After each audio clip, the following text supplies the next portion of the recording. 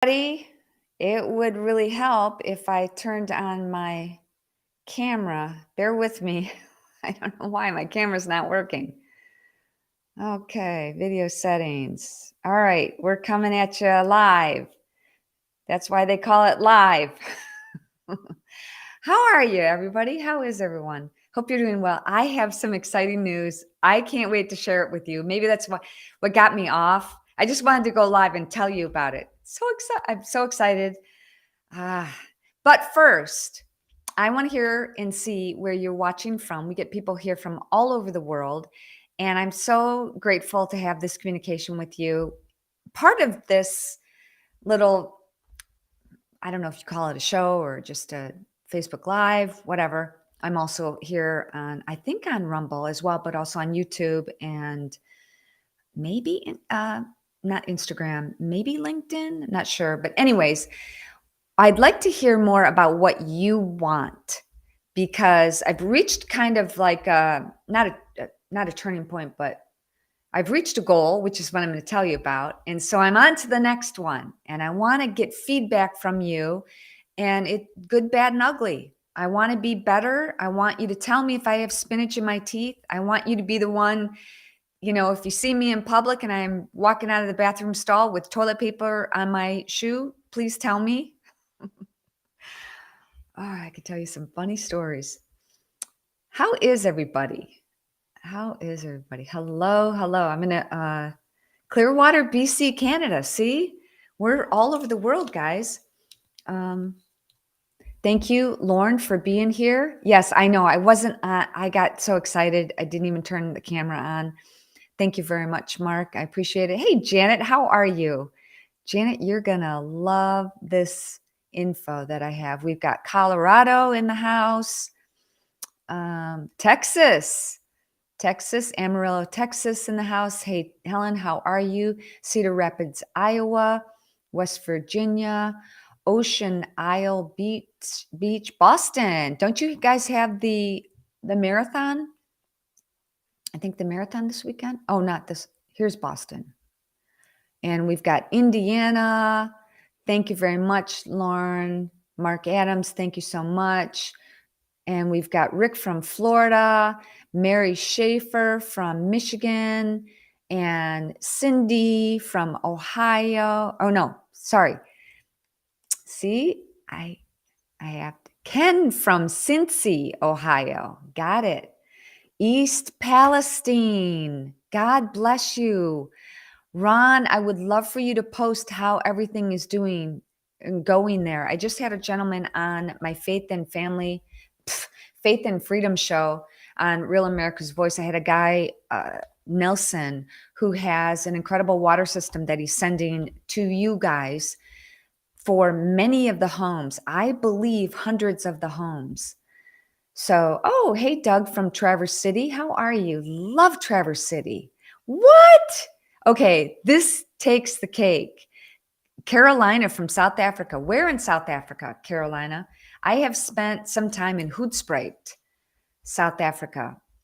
Also been to Kruger Park, been down south, been to Johannesburg and a few other places, but just South Africa.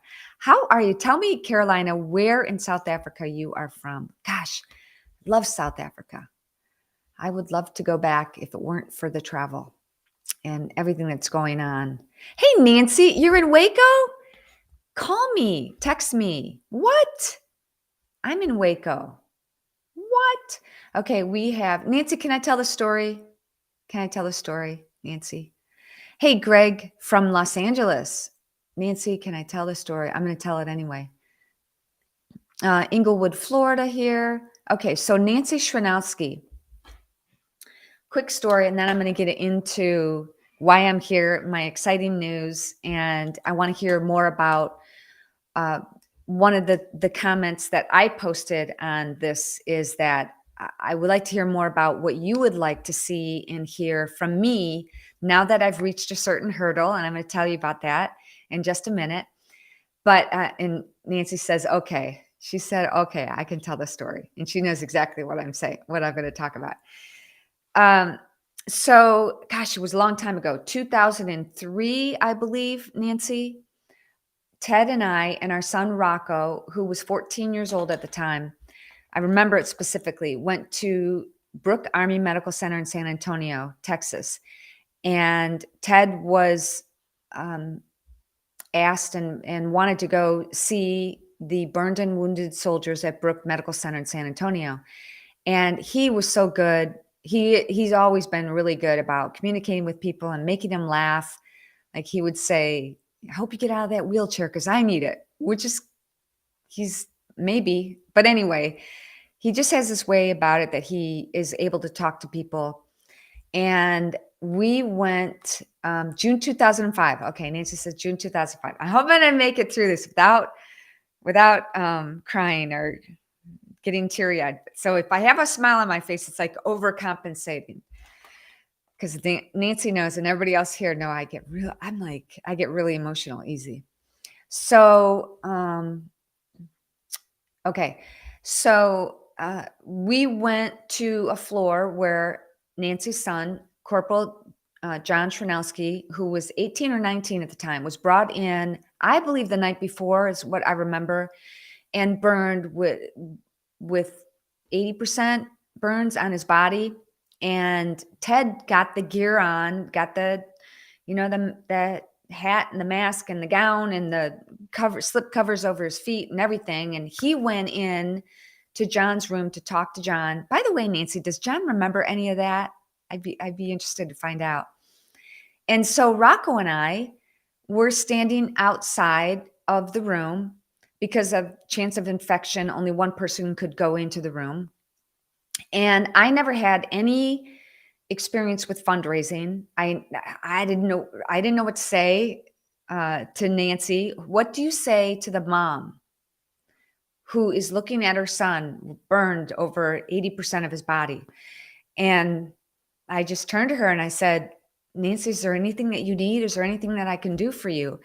And she is a firecracker. I think I would be the same way if my son was in a similar situation. But she said, "Yes, my son is an outdoorsman, and I can't imagine him just staring at these four walls while he's recovering. And there's no way for him to go outdoors. There's no pavilion. There's nothing to shelter him from direct sunlight. And he's burned. He can't be exposed to direct sunlight. We need like a pavilion." And I went, "Nancy, I'm gonna build that for you and for your son."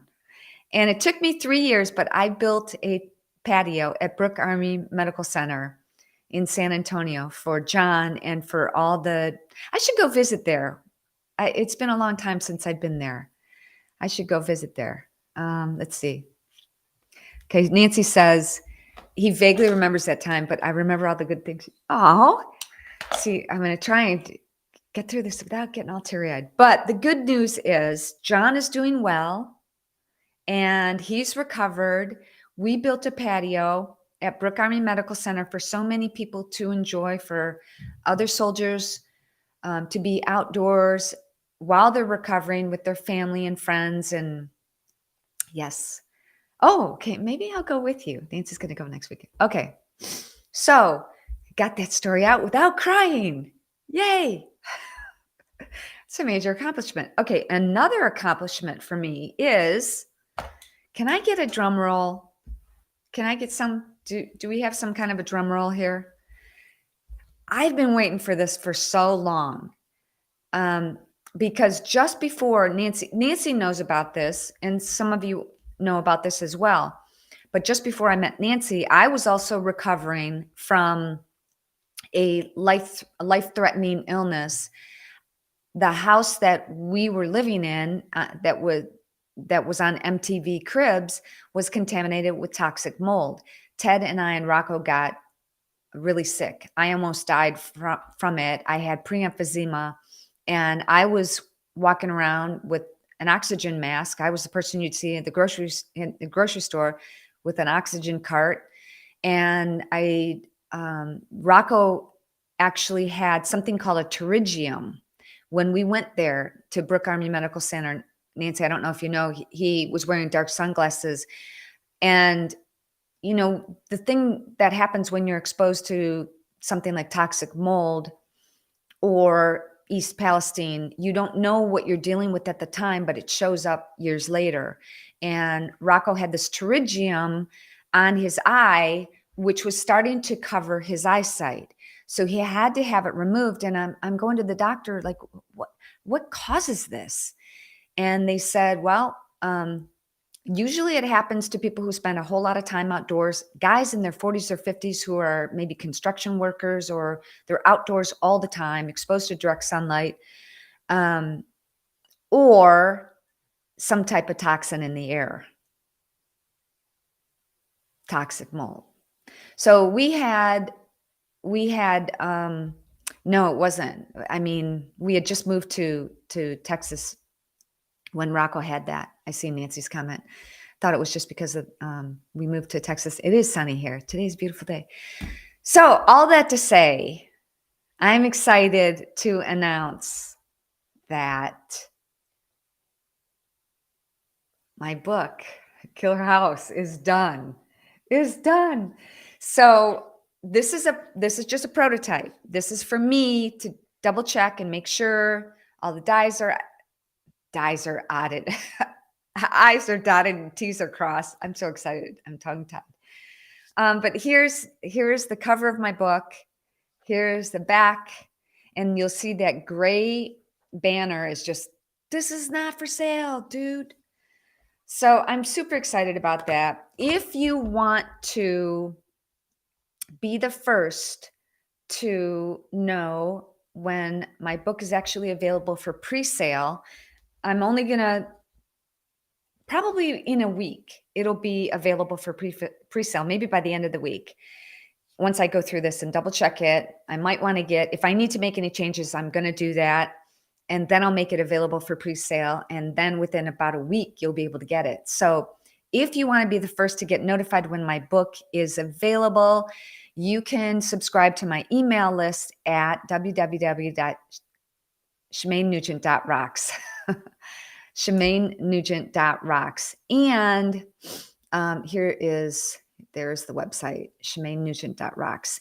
And I think there's also more information at killerhouse.org. More information at killerhouse.org.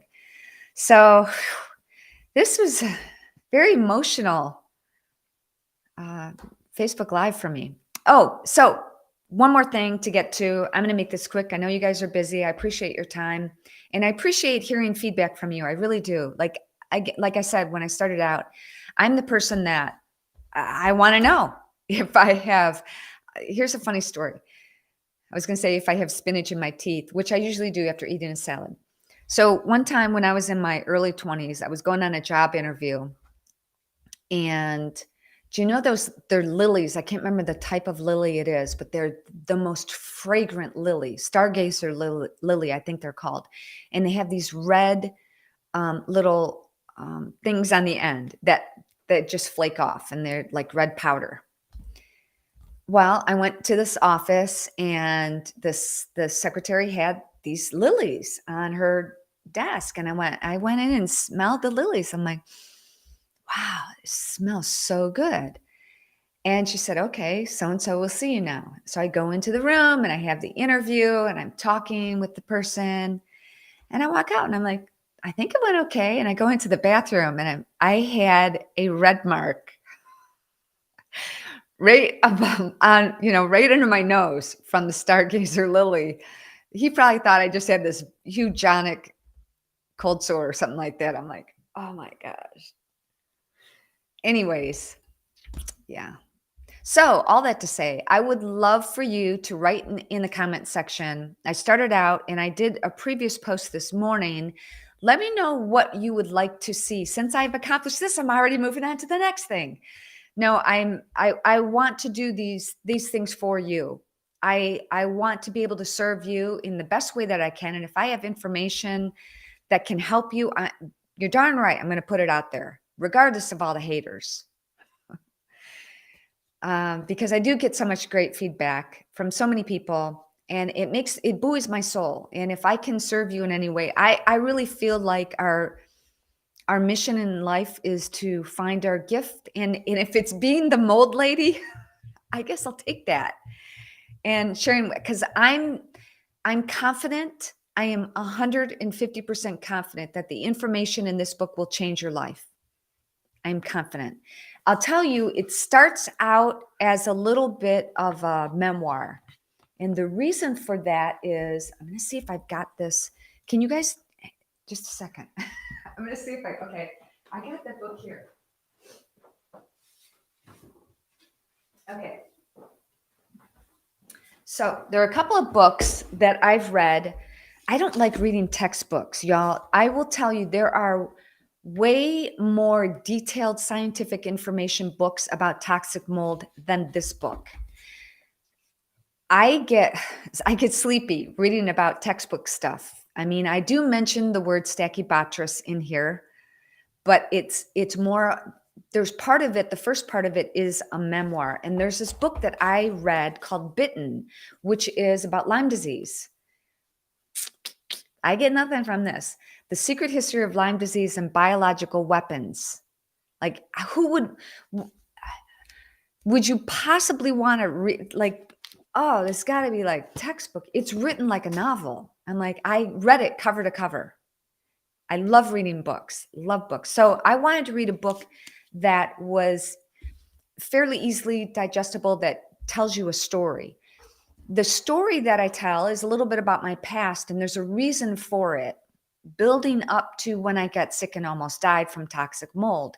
The reason I do that is because the things that I was going through during those years leading up to this, I believe the stress from that, the emotional stress that I had endured, weakened my immune system and caused me to get sicker faster and maybe stay sicker longer. So I share with you some things, and some things about, life on the road and things like that.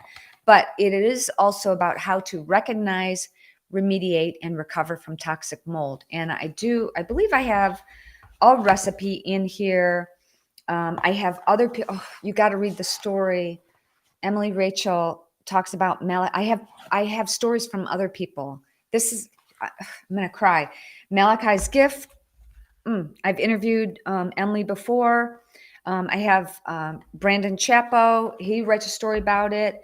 Cheryl Seiko, from an architect's perspective. I also write Christina Bear. I didn't write, she wrote it. Look for the heroes. Her son Cooper. I almost bawled my eyes out when I read the story. And then, of course, I've got a story from Rocco and from Ted, and also Toby, my stepson Toby. So I didn't realize this was going to be such an emotional Facebook Live. And then my neurologist just happened to be Dr. David Perlmutter, New York Times bestselling author, who wrote the book Grain Brain. Yeah, so he writes a little bit in here as well. So something for everybody. It's not a thick book. Like, you even look at these two books. My book is not as thick. So it's a fairly quick read. Now, what I'm working on now is putting it together, an online program for those people who want more information, because there's just so much. There's so much to get to. And I feel like I tackled a huge mountain in writing that book. So, all right. So I would love to hear from you guys. I think you can write in this comment section, but also on my Facebook, I posted this morning. There's a couple things that you can answer. You can go through and answer. Where do you get your social media? Where do you look on social media? Some people don't go to Facebook. Some people only go to YouTube. How long do you like to have the interviews? Do you like people to talk just one-on-one like this, like what I'm doing now and what Ted does for his Spirit Campfires? Or on my Real America's Voice show on Faith and Freedom, I interview people. I I like to hear about what makes other people tick, and I like to get their perspectives on things as well. So, love to hear more about what you want. I have another book that I'm working on right now. Should be out in a couple of months. So, I'm just a busy little beaver. But all right, guys, God bless you. Thank you so much for being here. It truly means so much to me that you guys are here. And thank you, Nancy, for chiming in here. I'm grateful that our paths have crossed, and that it was because of you that I helped build that patio at Brooke Army Medical Center. And I'm going to go visit it. Take a picture, Nancy, of when you go there, and take a picture and send it to me. I'd love to see you guys there. All right, everybody, I'm going to let you go. Have a great day. Make it a great day. Do something healthy and happy for you today. Don't forget, if you want to find out more about my book and be the first to get notified when it is available, I have a little link. If you go to ShemaineNugent.rocks, you can click on it. It's like a pop-up thing. Pops up. Subscribe to my email. I'm going to be sending out an email newsletter. I send it out every 2 weeks, and I will let you know when my book is ready. Of course, I'll let you know here, but I'd love for you to, that way you can get more information if you subscribe to the email newsletter as well. God bless you, everybody. And as Esther 4:14 says, for perhaps you were born for such a time as this. Never lose hope, never lose faith. A lot of things are going on in the world right now to be worried about, but 365 times the Bible says, have no fear. We've got opportunities. I'm going to show you this one more time. There's information that can help you no matter what you're going through. And I think this book will do it. I think this book will change your life, because not only do I talk about from the architect's perspective, from the building perspective, from my perspective, the emotional perspective, but also I have a chapter on spiritual warfare. Had to do it. Had to write it about in there. All right. Have a great day, everybody. I'll talk to you soon. Bye.